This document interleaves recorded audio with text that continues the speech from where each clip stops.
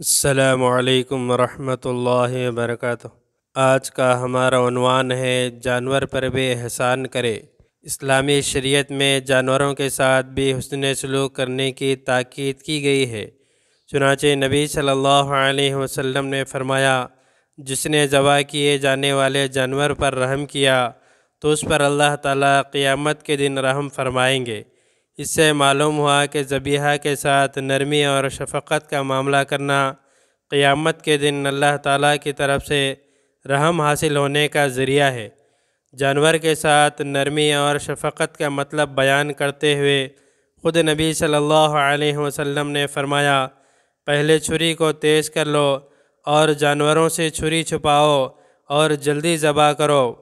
اسی طرح جانور کو ذبح کرنے کی جگہ لے جاتے وقت بھی اس کے ساتھ اچھا سلوک کیا جائے۔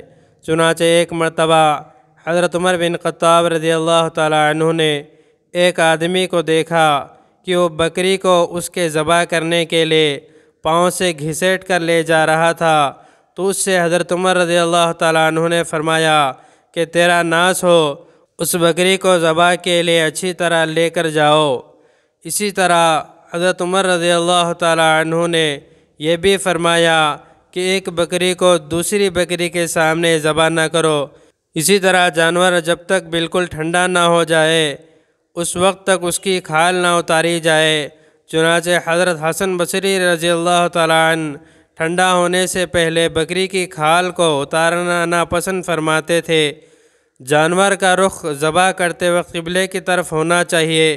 نبی صلی اللہ علیہ وسلم نے فرمایا کہ قربانی کیا کرو اور اس کے ذریعے سے اپنے نفسوں کو پاک کیا کرو، کیونکہ جو مسلمان اپنی قربانی کا رخ ذبح کرنے کے لیے قبلے کی طرف کرتا ہے تو اس کا گوبر، خون اور اون قیامت کے دن میزان میں نیکیوں کی صورت میں حاضر کیے جائیں گے۔ اللہ تبارک و تعالیٰ سے دعا ہے مجھے اور آپ کو اور تمام مسلمانوں کو عمل کرنے کی توفیق عطا فرمائے۔ اس طرح کے اور ویڈیوز کے لیے ہمارے چینل کو سبسکرائب کریں، بعد میں لگے بیل آئیکن کو پریس کریں، زیادہ سے زیادہ شیئر کریں۔